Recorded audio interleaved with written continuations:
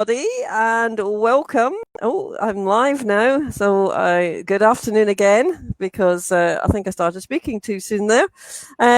So, this afternoon we have Laura Arbuckle, who is telling me she's mildly terrified, but I'm sure she isn't, of Armet Accounting. And we'll just wait and see whether a couple of people do jump on live, because it is quite nice if we got some live people. If you're the usual thing, if you're watching on replay, then and you've got questions for either of us, then we will try and have a look later on and see if there's any comments. And I don't know whether I told you this, Laura, but what I usually do is I upload it to YouTube as well.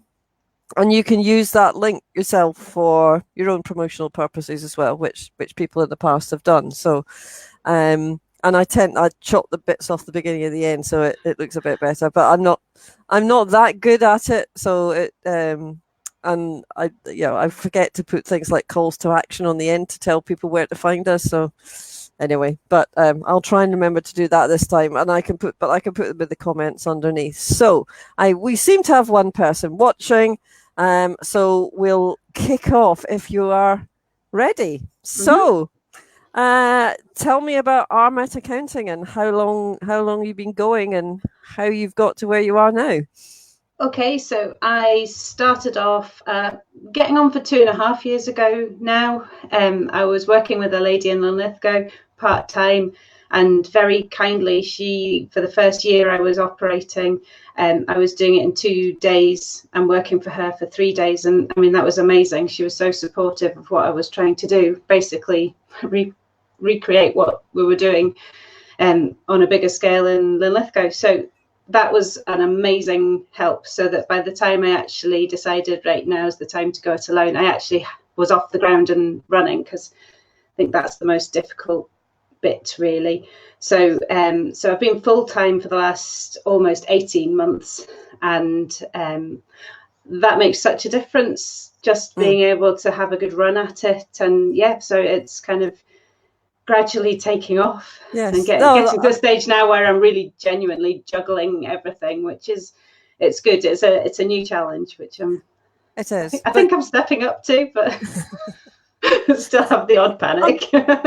Well, that's what it's about. I mean, there's a lot of people that say if you're not outside your, slightly outside your comfort zone, in that stretch zone, then you're not really, you need to be stretching yourself. You need to be doing more.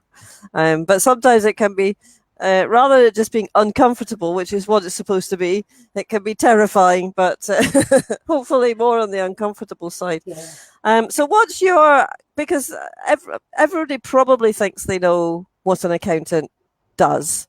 So how would you say that you differentiate yourself from, say, walking into the high street and going into one of the ones that you can see in the high street with the blue and yellow stuff? I'm not going to mention names because I don't want to have a go at anybody. It's not about having a go. So how do you differentiate yourself from the bigger accounting practices out there?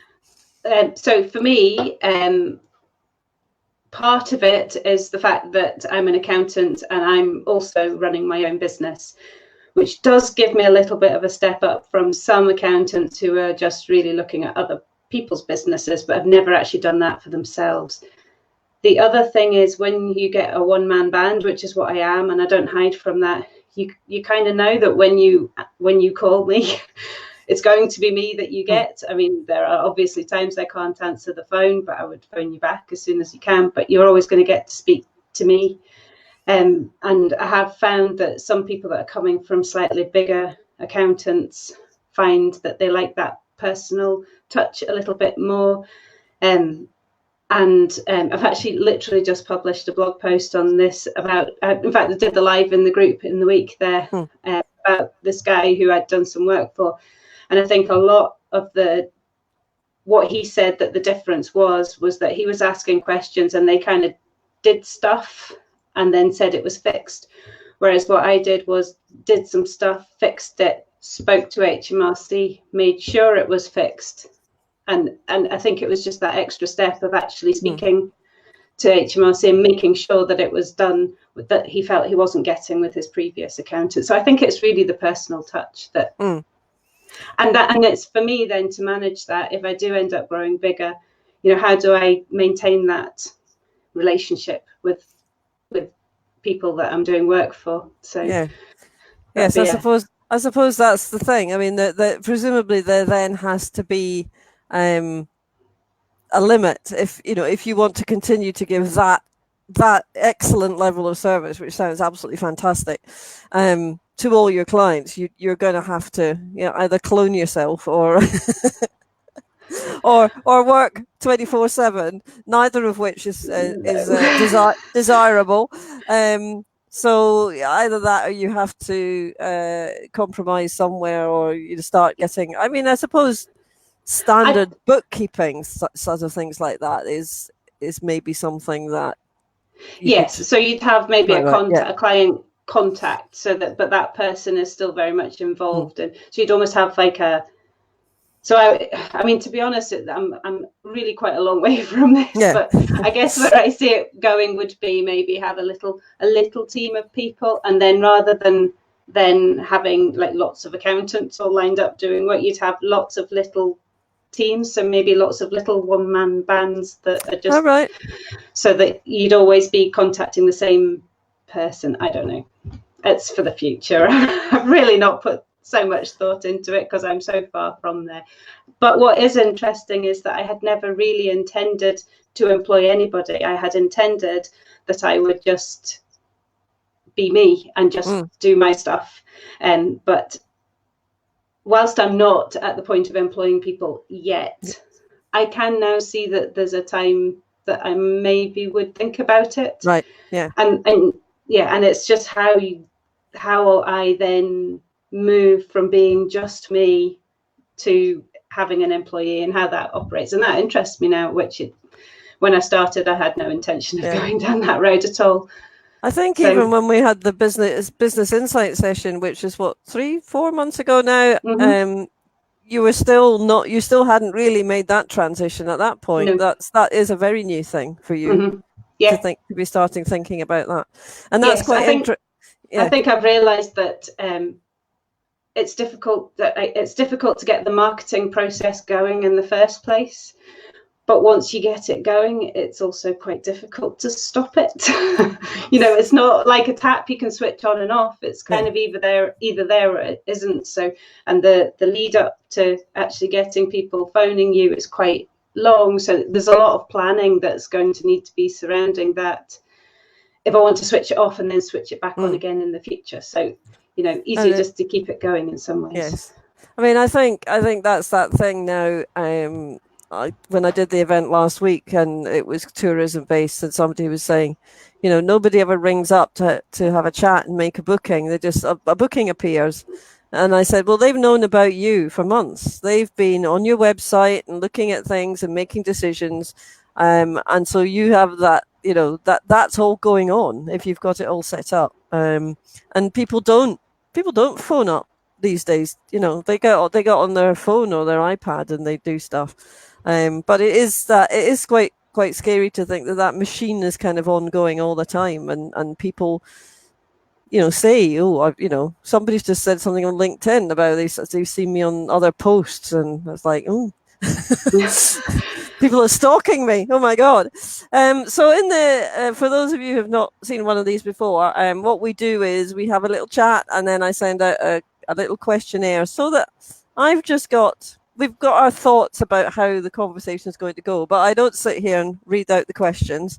But it does just give us, and I always highlight some points that I want to try and bring out that I know that will, you kind of give you the best opportunity to talk about yourself and your business. And one of the things you did say that one of the things you found hardest to get to grips with was the marketing, but that now you're actually enjoying it. Well, I quite enjoy the blogging. Yeah. So I do, and I write a blog every week.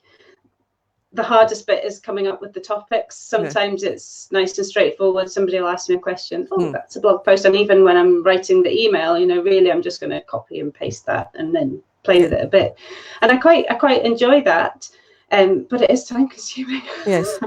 Yes. So, it's I often find myself writing that on the side of the swimming pool while I'm waiting for the children to come out, and on my emailing from one to the next, and then but that's a start, and then from there it tends to be quite quick. But yeah, no, I quite enjoy it. I suppose I find it a bit of a challenge. So that was number 50 just posted today. Oh right, okay, yeah. I mean, and they're always. I don't read all of them, but the nice thing is every so often there's something like, oh, that's relevant to me. I'll read that, and then next week it might be about corporation tax. I think, well, that's not relevant to me. I don't need to read that. But there's enough there to kind of think, oh, it's good content, and it's nicely written and all the rest of it.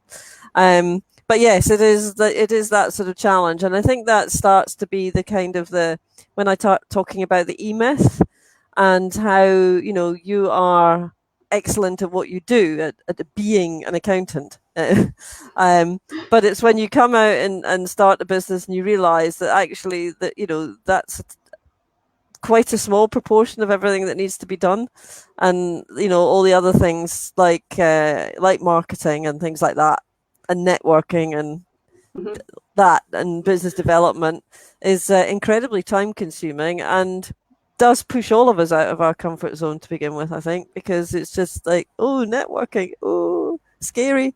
Because I don't think anybody necessarily takes to it like a duck to water first off.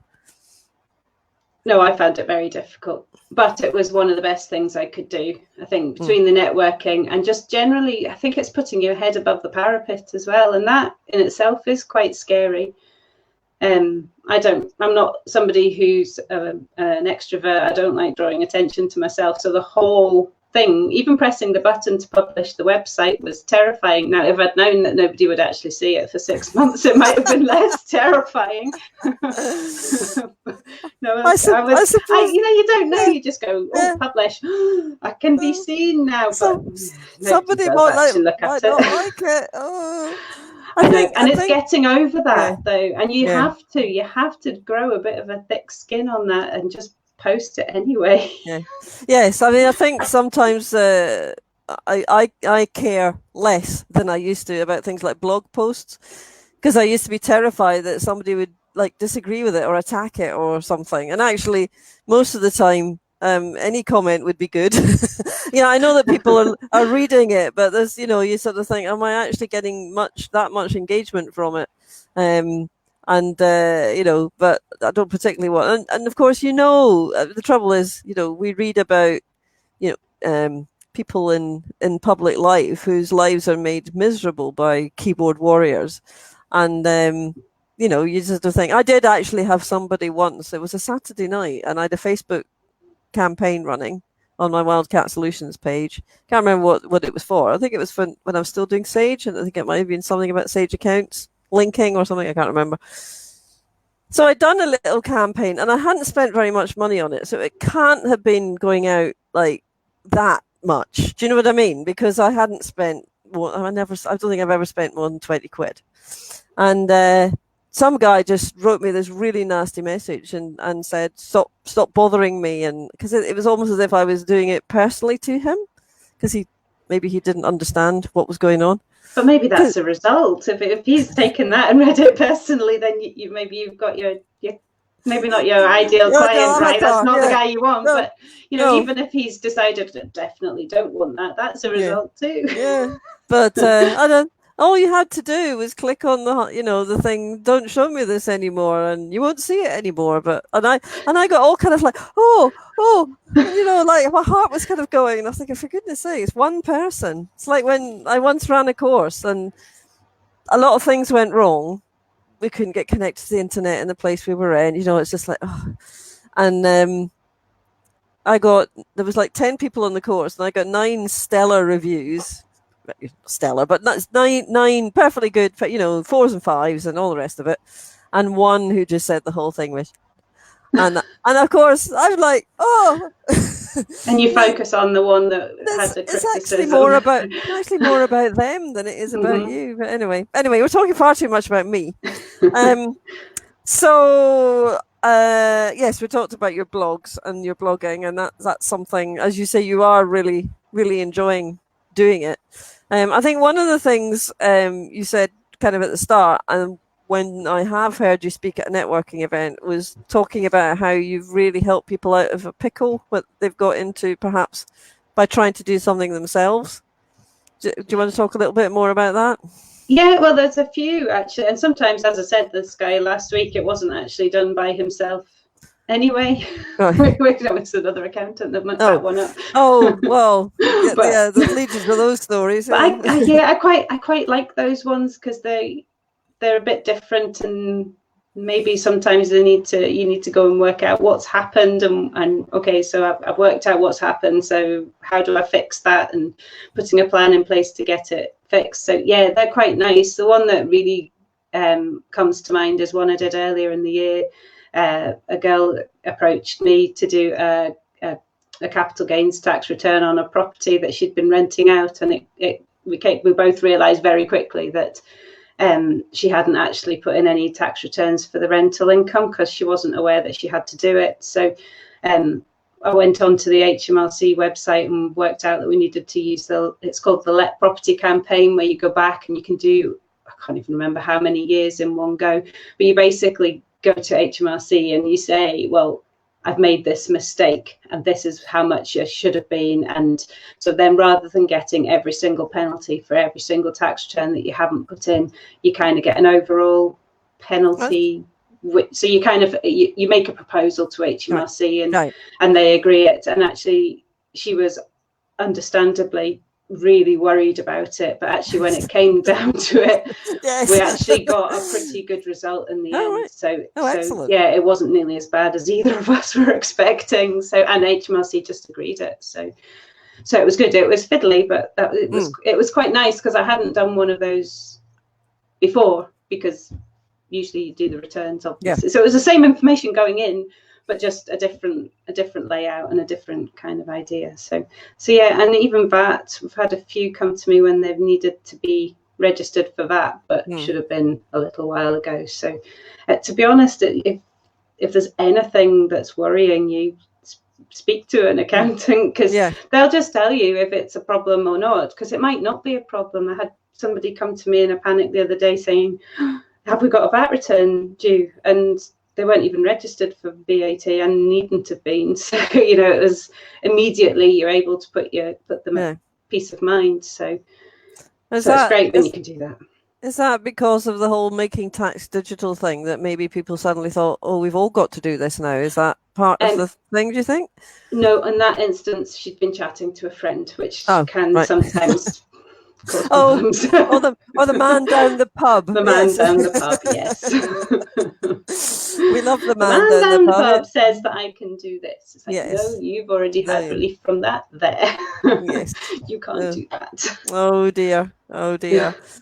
Yeah, so one of the questions I always ask, which is not really so much meant to be about, tell me how wonderful I am, but it's about, what does the Business Success Society, what's been the benefit of that to you and your sort of growing business? So I think just lots of reinforcement that you're doing stuff right, and lots of little ideas for doing things differently, and then the odd gem as well. Like last week when you were talking about customer experience, and I've just moved into the office and I realized that I should perhaps tell people where it is, like even directions, so that they at least know. And I do want to do a video as well once I work out how to do it when it's not dark and when there's loads of people around. Just kind of have a video of me walking into the building and showing people where the room is. Where to go? But that probably still be saying that this time next year.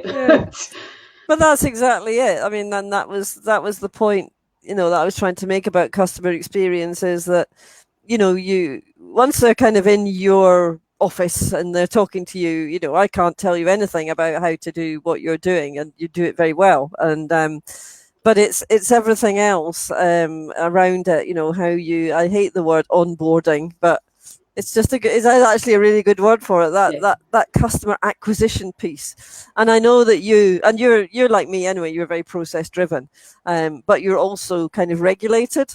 So there's certain things that you have to do, that's not negotiable. But it doesn't mean that there is some sort of structure to that little bit of that journey that where I'm not a customer and then I become a customer, and there's certain things that you absolutely have to do. And I've just been, because I'm finishing off the business planning challenge for the members group, and and you see everything comes around again. It's like, oh, I'm doing customer experience again next Friday or something. And I was sort of saying, okay, you've got your process, that's fantastic, but is it good for the customer? And unfortunately, so because I think I'm selling a flat at the moment, and I'm using a firm as list as I'd used before.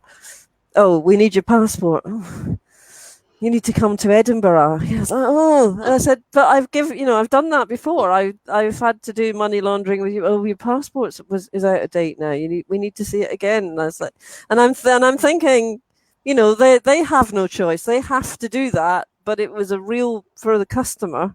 It's a real. But there are electronic ways of doing it now. I'm trying to introduce that a little bit. Oh, but in fairness, I do prefer to meet people. Again, it's that relationship side of things. So if I can get people into the office, I usually do, because then you get a chance to have that's the dog coming in, coming back from his walk. I can see the dog coming behind you. And I can't even close it because I'm attached to the computer. He's just back from his walk.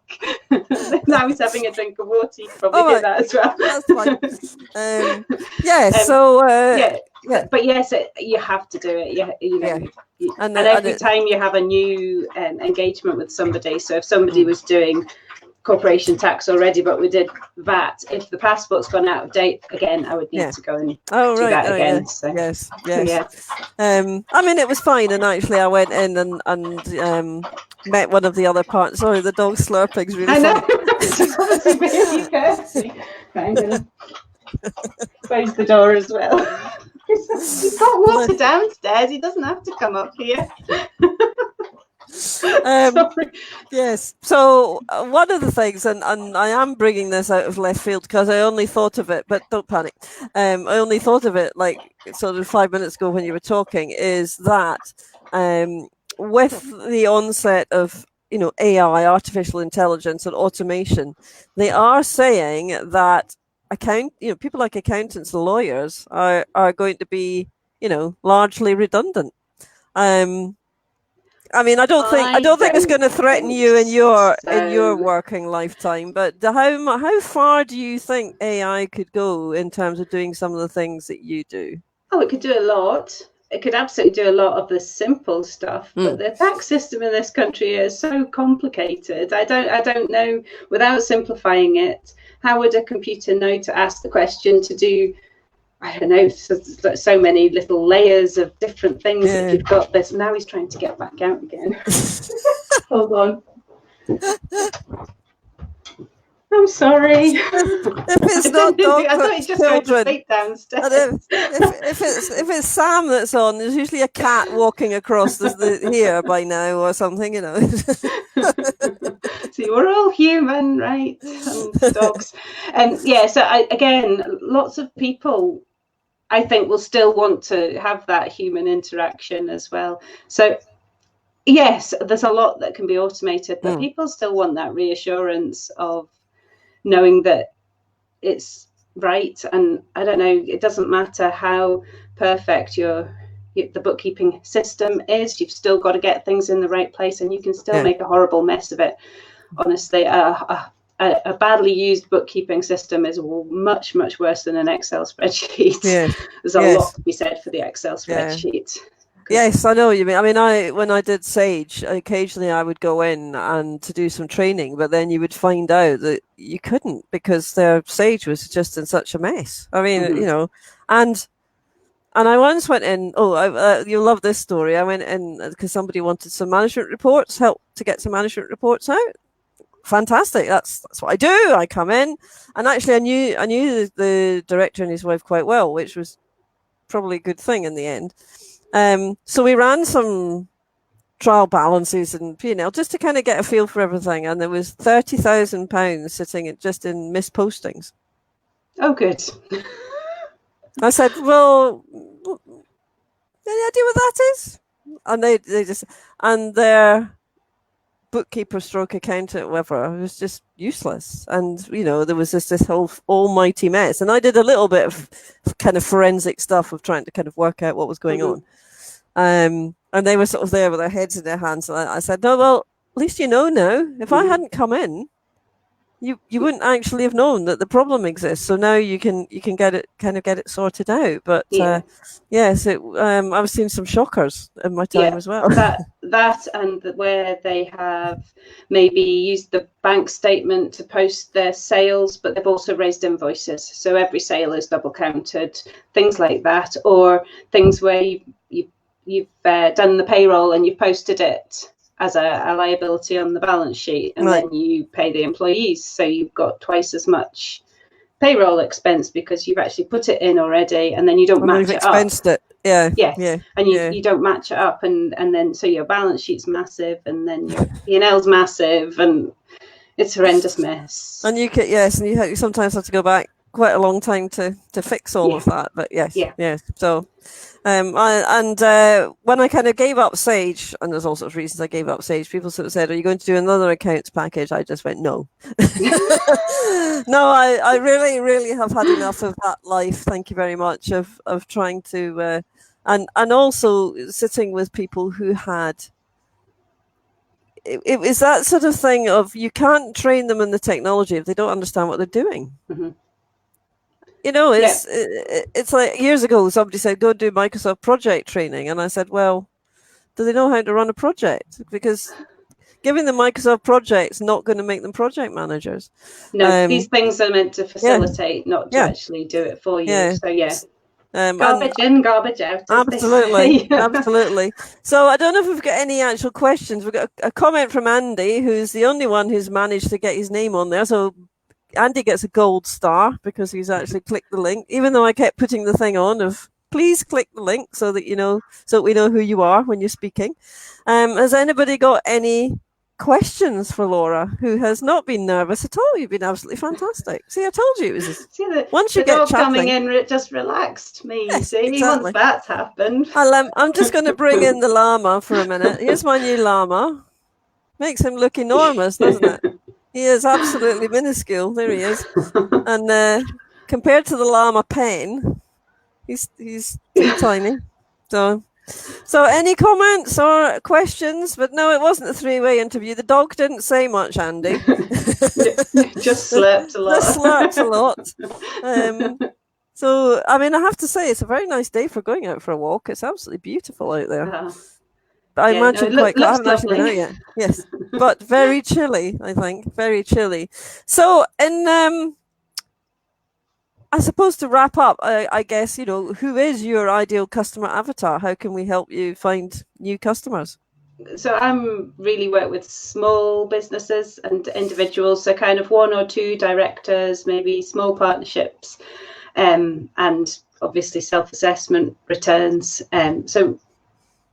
I don't have a niche in terms of the type of business I work with, but certainly small businesses and often people who are just starting up as well, who are just trying to get their business off the ground. So that's you, get in touch. Yes, and you're absolutely right. It's never too early to speak to your accountant. I mean, it's absolutely true, because if you make the wrong mistake, and even whether you should be incorporated or not, yes, or VAT registered or not, Yes. And I'm actually in another group called Freelance Heroes, and quite often people will come in and ask there, and luckily there's enough people who just go on and say, talk to an accountant. Don't take what somebody says. It's the electronic equivalent of the man down the pub. Just go and speak to an accountant, because most accountants will give you, when I presume when you start up, you'll give them a short interview free of charge. You're not going to start the meter running the minute you meet them. Well, I would only start charging people if they actually decided to come on and be a client, and I invite questions, and if I can answer them for you, I will. In fact, on my Facebook page, I put a post up every Tuesday that says, "Have you got any questions?" And usually it's largely ignored. But this week I had 2 questions. Oh, So, oh gosh. Actually got that's good to respond to. So yes, but yeah, no, I'm quite happy to answer questions to a point. You know, sometimes I need more information to be able to help out, in which case I'd have a call. But no, I'm quite happy to speak to people, even if it's just to say, actually, you're fine, continue what you're doing, and you're okay, just keep going. Or but yeah, it is easier to have a conversation up front, and it puts your mind at rest as well, that you're doing everything you need to do. So it's definitely worth the chat. You know, if you are renting out a property, to make sure you do those returns every year. Do the returns, yes. So Andy's got a question. We met through Breakfast Buzz. Has networking helped you and your business? Yes, definitely helped. Definitely helped. Not just networking individually either. Some like online networking. I'm a member of a few, certainly of the women's Facebook groups, like Women in West Lothian and Scottish Business Mums. And I think just being present in lots of different places means that if somebody does find they need an accountant, then they may think of you. And I think generally it's just getting your name out there, and that takes a wee bit of time when you first start. So I would definitely go networking. I'm tending to go to fewer now, just because I'm busier. But yes, but yeah. I mean, it's and sometimes, you know, it's just a question of going back to, you know, just maintain your presence, as it were. You know, so and you never know who you're going to meet. I mean, I generally say, I don't go networking generally to meet lots of new clients, but I quite often meet people who share my avatar. So other people who would do something similar with a similar client, maybe in a different space. So that might be HR or whatever, and learning and development. But you know, there might be some sort of crossover where I sort of say, well, I don't do mindset stuff. I might do some very, very simple mindset stuff, but I don't really do mindset stuff because I think there's people that do that and do it really well. And I'd rather niche myself in on the whole process side of things. So if I can I can potentially find them clients and they can find me clients, because we're doing different things. And that's probably my best success in networking is finding kind of strategic partners, if you like that. Yeah. I mean, I've had both. I have had people come to me and say, "Oh, I really need an accountant," but also other people that have asked, like, using your network, so that other people have said, "Oh, I know somebody you could use." So I've met them through networking, but then they've recommended to friends or other people in their networking. So yeah, no, networking has been a really good thing. And it gets you out there quicker as well than creating content and getting on Facebook and everything, because it still takes time to be seen there. Whereas if you go to a group of people, you're seen straight away. And yes, it still takes time to build up your business that way, but you know, you're there and you're in their minds right from the beginning. Whereas electronically it takes a wee bit longer. Yes, it does indeed. So I think that's probably us. I don't think there's no more questions. Thank you, Andy, for asking a question. That was very, very kind of you, and not a nasty one as well. Not that I'd expect Andy to do a nasty question, but no, I once did. I think it was Breakfast Buzz, but it might have been before it was Breakfast Buzz, when it was called something else, and we did one out on the road. It wasn't a normal location. Anyway, I did a thing, and I talked about cloud software. So software as a service, cloud computing, cloud accounting, all that kind of thing. And just as a general thing, not talking about any particular and about making sure that you had enough broadband, because it was a while back when not everybody had brilliant broadband. Not everybody still has brilliant broadband. Anyway, I did my 5-10 minutes or whatever I got, and at the end of it, some people asked nice questions. So those of you who have ever been to Breakfast Buzz will know that there's a guy called Ray who will always say, "How can we help you find clients?" which is just a brilliant question. and he always does it, and so that's lovely. And I had that one, and then somebody just came out of left field and was a QuickBooks user and said, "So I've had QuickBooks, and I've stopped paying, and so they won't let me access to my data, and I think that's terrible." And I'm going, well. Sounds fair enough to me if you're not paying them. But the whole thing is, it sucked the life out of my presentation. Do you know what I mean? It was like I was left standing there, and there was like tumbleweed, and it was. Oh, I have to say, it's probably the worst presentation type, thing, networking thing is that I've ever done, just because somebody wanted to air their grievance, not actually against me, but yeah, it was very bizarre. I mean, how are you even? That's more of a statement than a question as well. So, okay. Leave you to deal with them for that. Yes, exactly. Yeah, that's kind of unfair. Do you do your services for nothing? It's like, anyway. So, but those sorts of experiences are thankfully few and far between. So thank you very much indeed. I hope you have found it enjoyable, even as long as it wasn't stressful. But I must go and investigate where the dog is. The dog is. It's probably on a bed somewhere. I will put it up on YouTube and send you the link so that you can do that. And but thank you very much for joining me, Laura from Armet Accounting. So thank you very much, everybody, and we'll see you all very soon. Bye. Bye.